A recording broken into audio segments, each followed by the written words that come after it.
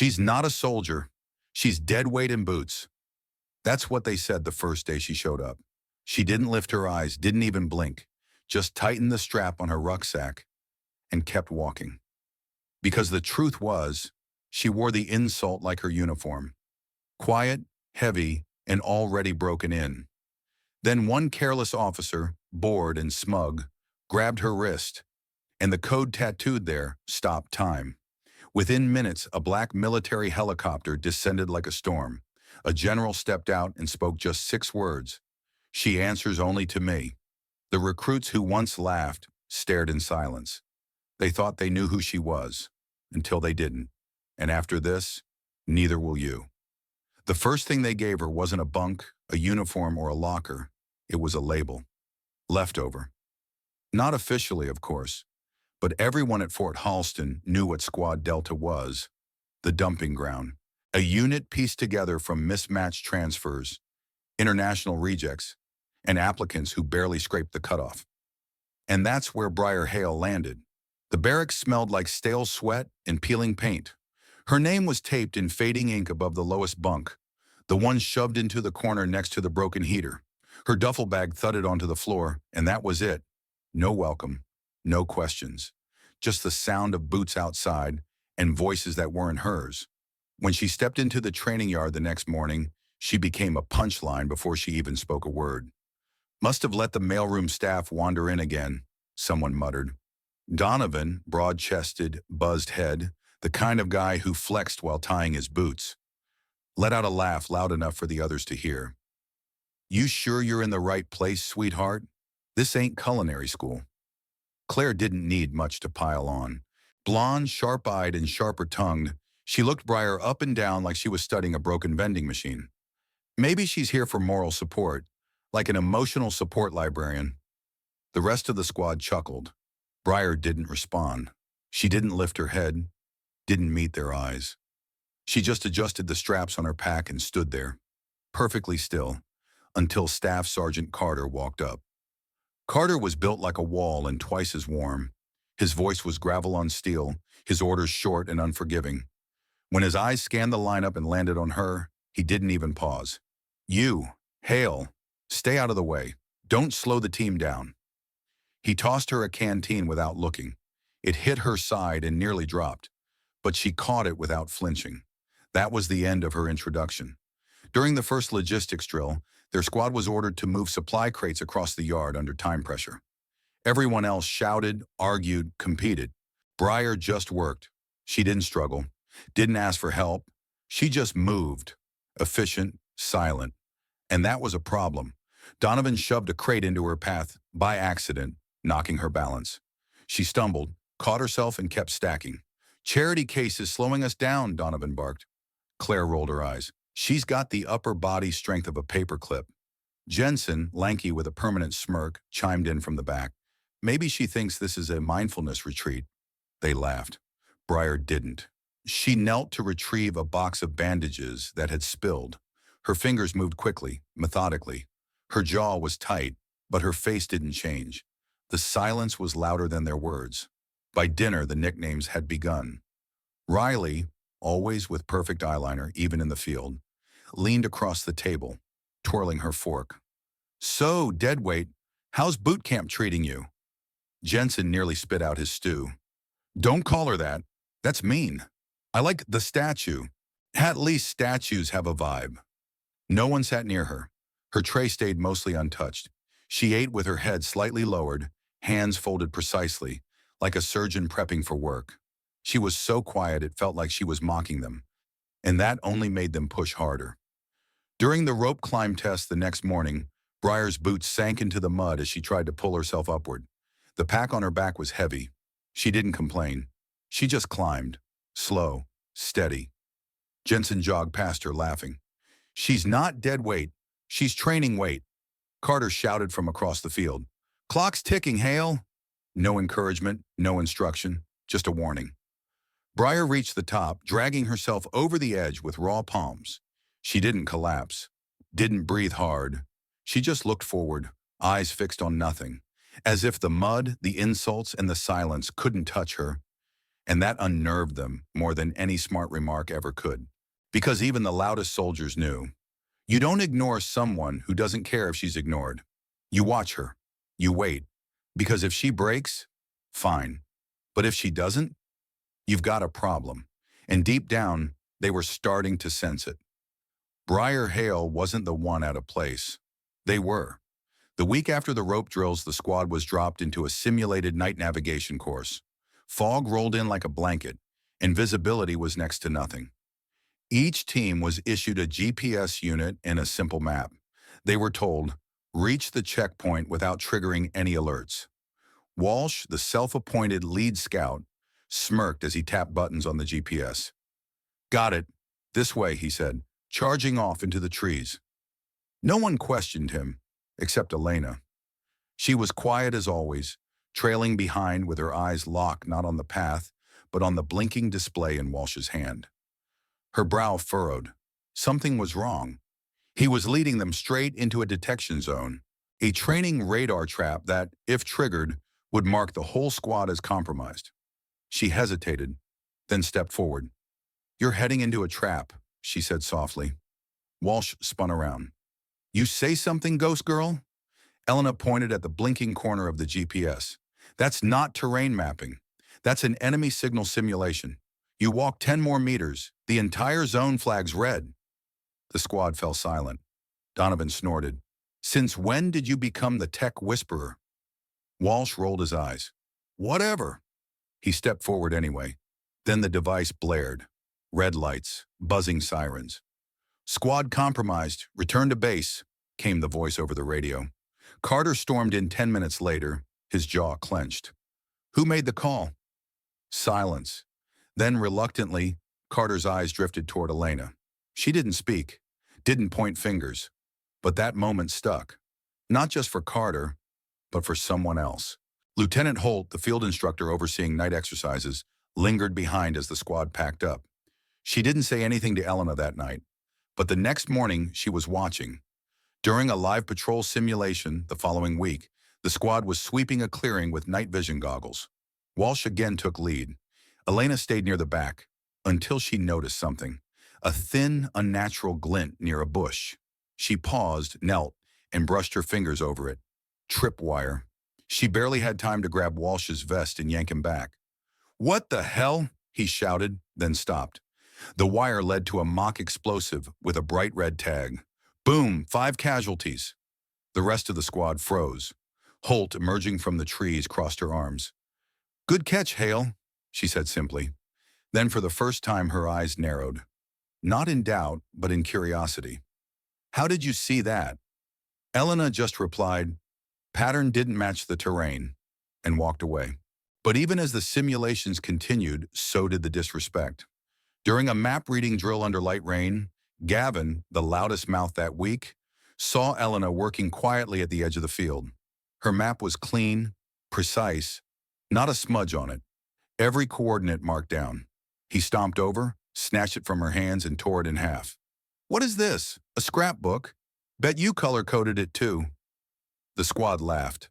Elena didn't blink. She reached into her pocket, unfolded a second map, identical, and kept working like nothing had happened. Even Holt, watching from a distance, let out the faintest smirk. That night, Holt made a note in her log. Hale reads terrain like a topographer. Reflexes sharp. Zero ego, zero fear. Then came the radio incident. The squad's comms unit went dead during a mock emergency. Useless piece of junk, Donovan cursed, smacking it. No one could get a signal out. Everyone shouted over each other.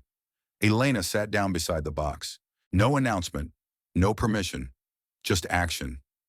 In less than a minute, she popped open the casing, found the dislodged wire, and resoldered it using a field tool she'd borrowed days ago, even though no one told her to bring one.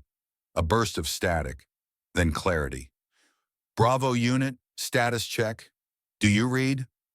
Everyone froze. Watts, the grizzled instructor beside them, looked at her like she'd just spoken an ancient language. Where'd you learn that? He asked. Elena wiped her hands on her fatigues.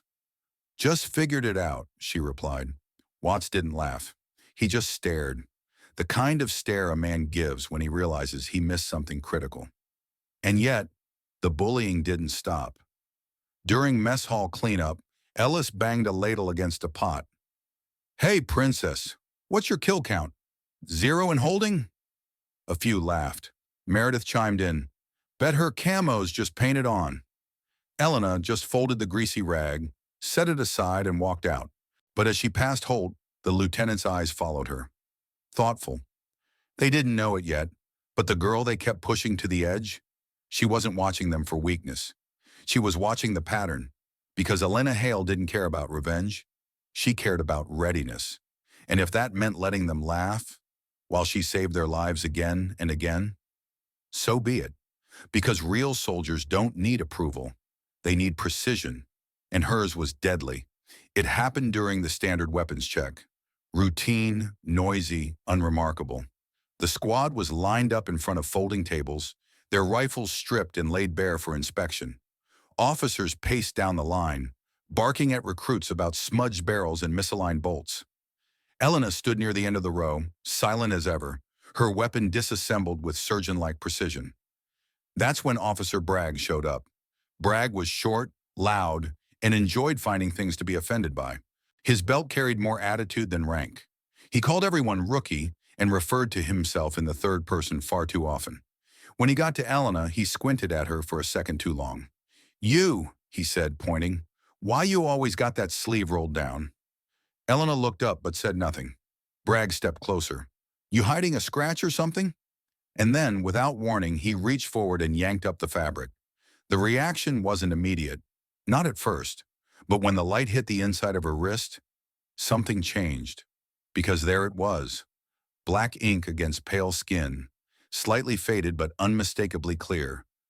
KLO 113.5, simple characters. No flourish, no context. But for those who recognized it, the air dropped 10 degrees. Bragg blinked. "Is this supposed to scare somebody?" He scoffed, louder now. "What is this, your high school emo phase?" Jensen chuckled. "Bet she got it in a gas station bathroom." Riley leaned sideways, smirking. "Probably stands for kill less, love more." Bragg laughed. "I've seen real military codes. This one's garbage." Elena didn't move. She didn't react. But her eyes locked onto Bragg's for half a second. Flat, focused. Bragg opened his mouth for one more insult, and stopped. His lips twitched. Then he turned back to his clipboard without another word. "Get back in line," he muttered. That should have been the end of it, but it wasn't, because someone had seen. Standing near the back of the range was Lieutenant Colonel Grant Harrow. He'd watched the whole thing.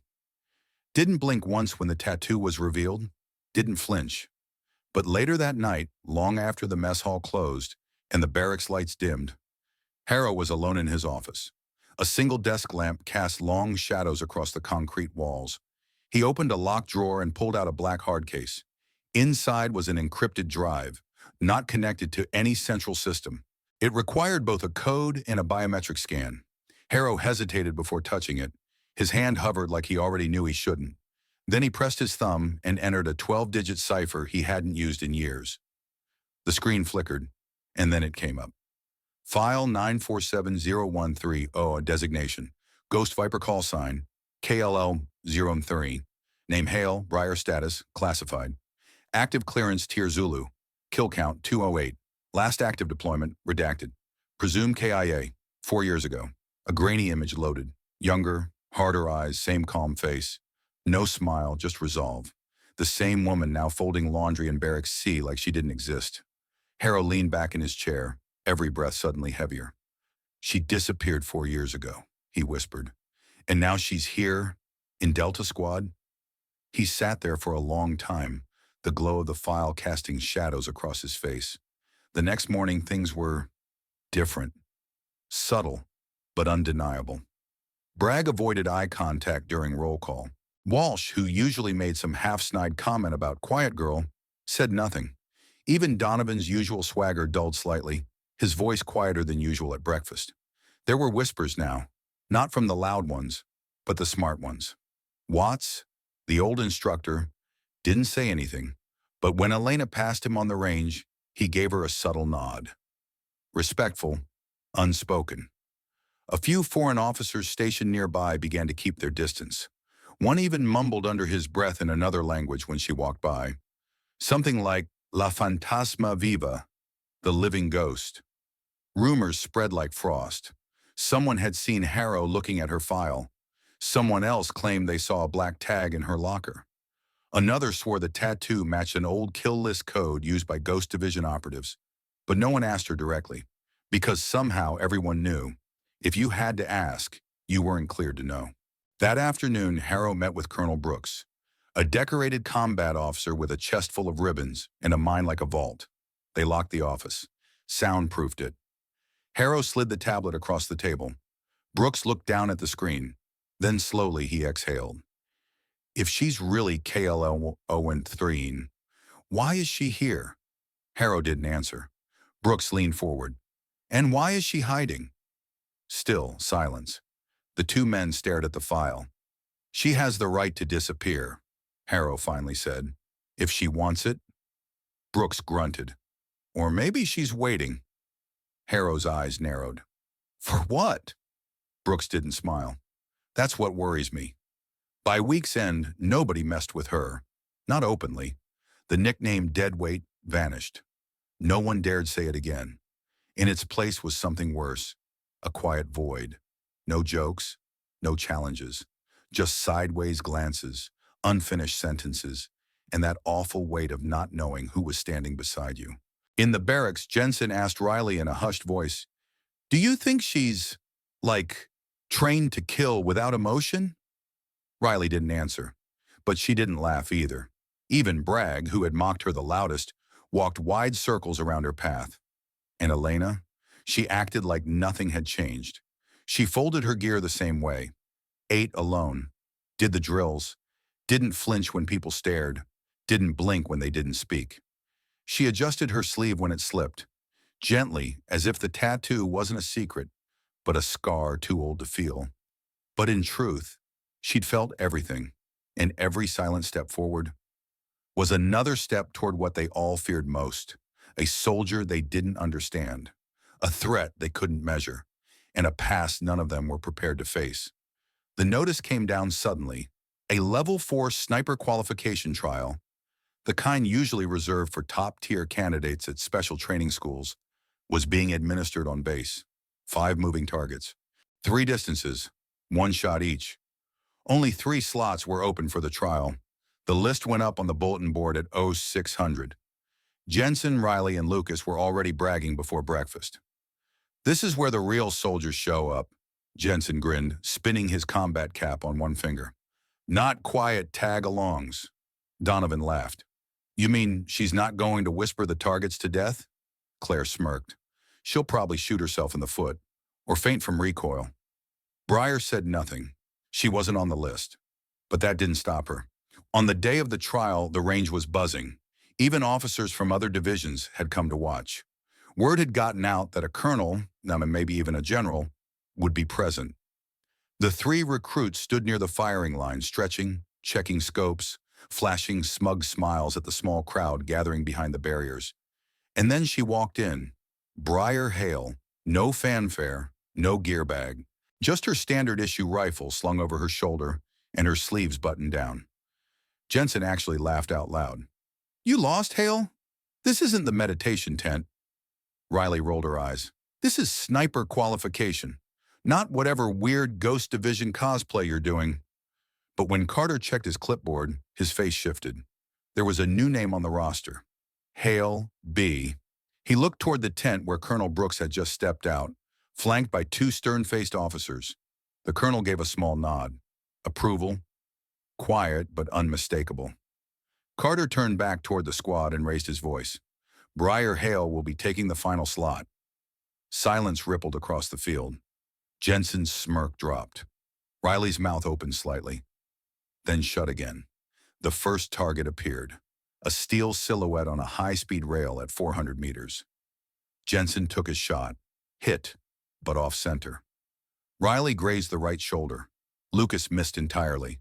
Then came Briar. She didn't adjust her gloves. She didn't close one eye like the others did.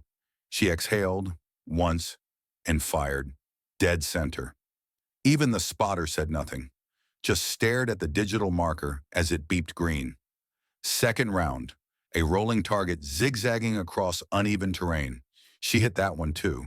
Smooth, fluid, like she'd done it 1,000 times in total darkness. The final round was the hardest. Two targets crossing at different speeds in different directions, with wind cutting across the range. Jensen missed. Riley grazed one and failed the second. Lucas dropped his rifle in frustration.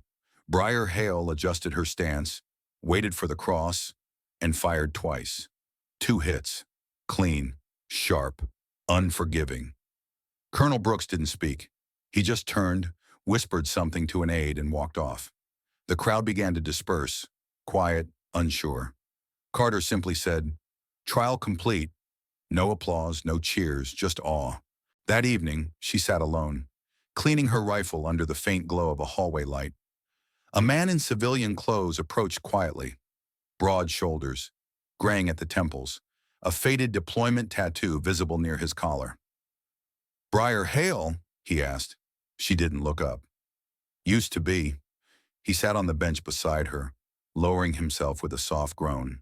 "I'm Grayson. 2nd Battalion, Fallujah Unit. You saved us." She stopped wiping the scope. "You were the one in the smoke, right?" He continued, voice steady. 3 rounds left. 2 snipers. 1 officer bleeding out." Her hand paused mid-motion. "I never got your name. Until now." He reached into his pocket and pulled out a dull metal tag. Engraved, Viper 007.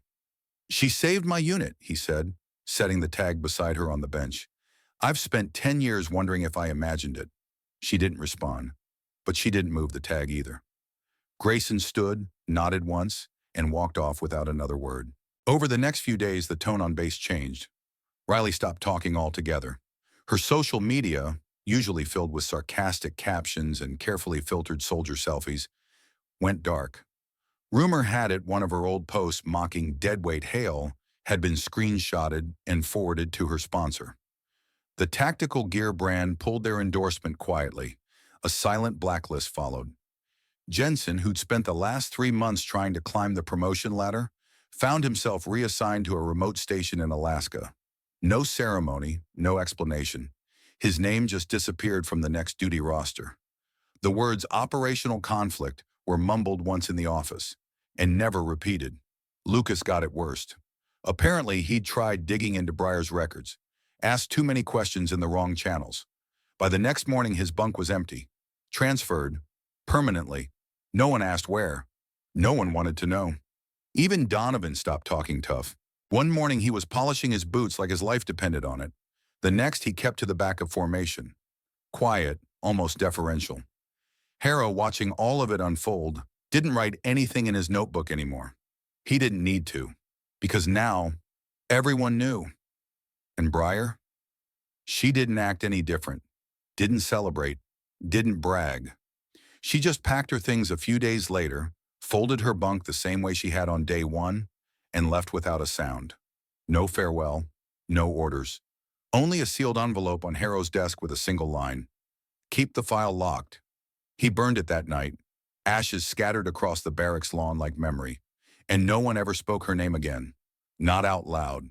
But when a helicopter thundered overhead, when a shadow passed silently through the mess, or when a spot on the range was just a little too clean, they remembered. They didn't know where she went. They didn't dare ask, because Briar Hale wasn't a myth anymore. She was a memory with a kill code, and every recruit on that base now knew. You can mock the quiet one until she aims. It was a Thursday when the sound returned. Low, distant at first, then rising like thunder rolling across steel and sky. The recruits were mid-drill on the south field when the wind shifted and heads began to turn. The rumble grew louder. Boots paused. Conversations dropped. And then it appeared, dark against the horizon. A black military helicopter, cutting through the sky like a blade. No markings, no tailcode, no flags. Just matte black armor and a purpose nobody questioned. It descended fast, dust spiraling into the air, rotor wash blasting across the yard. Cadets shielded their eyes, instructors backed off. Even Carter looked up with a furrowed brow, not in confusion, but recognition. Because this wasn't a transport bird. It was an extraction. And only one person on the entire base didn't flinch. Briar Hale stood beside the barracks, beside the already packed, already waiting. She didn't salute, didn't wave. She simply stepped forward, her boots silent against the gravel, her eyes steady as the world around her spun in chaos. As the helicopter's ramp lowered, one figure stepped out, a shadow in full dress uniform. Not a word was exchanged. No ID checked, no orders shouted. The officer simply nodded once, and Briar climbed aboard. No hesitation, no backward glance. By the time the rotors spun up again, not a single voice dared speak. Even the air seemed to hold its breath. And when the chopper lifted off, vanishing over the ridge like a ghost returning to fog, the base felt different, like it had been watched, judged, and quietly, silently, left behind. Inside Harrow's office, the air was still. He'd arrived minutes after the dust settled, already knowing what he'd find. On his desk, perfectly centered, handwritten in slanted, steady script, was a note, no seal, no signature. Just 7 words on unlined paper. Keep the file locked, nothing follows. He sat down slowly, ran his fingers over the words, then folded the page in half, once clean, and slipped it into the burn canister. The flame was small at first, then hungry. He watched it until nothing remained but ashes and silence. Over the next few days, things shifted in quiet, irreversible ways. Riley was reassigned to clerical operations, off-base, off-grid. Her sponsorships didn't just fade, they were wiped, as if someone scrubbed her from the brand list completely. Jensen's transfer became permanent. His letters to headquarters went unanswered. Eventually, word got out. He was stationed at a weather post in the Arctic Circle. His parents thought he'd won an award. Lucas. No one mentioned him again. His bunk was replaced by someone else by Monday, a recruit from Lithuania who asked no questions and avoided the shooting range entirely. And Briar's name stripped from the roster. Not marked transferred, not even marked removed. It was just gone, like she'd never existed. But the barracks still felt emptier, colder, and some mornings a cadet would stop in the hallway, glance at her old bunk, folded to perfect corners, and say nothing. Because what do you say when the ghost turns out to be real? Even the instructors changed. Watts started arriving earlier. Carter stopped barking at the quiet ones. Holt added a new rule to her drill sheet. Never underestimate silence. And Harrow, he kept the memory where it belonged. Under lock, under silence, under skin. Sometimes when he looked out across the field, he imagined he could still see her. Not standing there, but watching somehow. And in the wind that followed the rotors, in the silence after a shot hit dead center, in the confidence of a recruit folding their gear just right, she was still there. Unseen. Undeniable. Briar Hale didn't leave a legacy in medals. She didn't need speeches or parades. What she left behind was more dangerous. A lesson. One carved in fear, in awe, in silence. One that every recruit would remember long after their boots left that yard. Power doesn't always shout, and sometimes the one you laughed at is the one the generals salute in silence. Some said she vanished. Others whispered she was reassigned, to places we'll never see, wearing no name, answering to no one but the silence she was trained to move through. But maybe she didn't disappear at all. Maybe she just stepped out of the spotlight, because she never needed it in the first place. Briar Hale wasn't there to earn applause. She was there to remind us. Power doesn't always come with noise. And perhaps that's the lesson we need more than ever in today's world. We live in a time where people are quick to judge, by looks, by age, by title, by how loudly someone speaks in the room. But life has a way of humbling us. The quiet ones, the ones we brush past in the grocery line, the older woman walking her dog alone every morning, the man with a limp fixing your coffee machine at work. They've lived. They've carried things we'll never fully understand. And sometimes they've saved more than we'll ever know, with steady hands and no witnesses.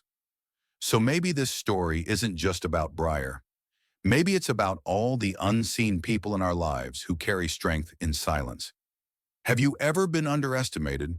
Have you ever watched someone go from nothing to everything the moment truth stepped into the room?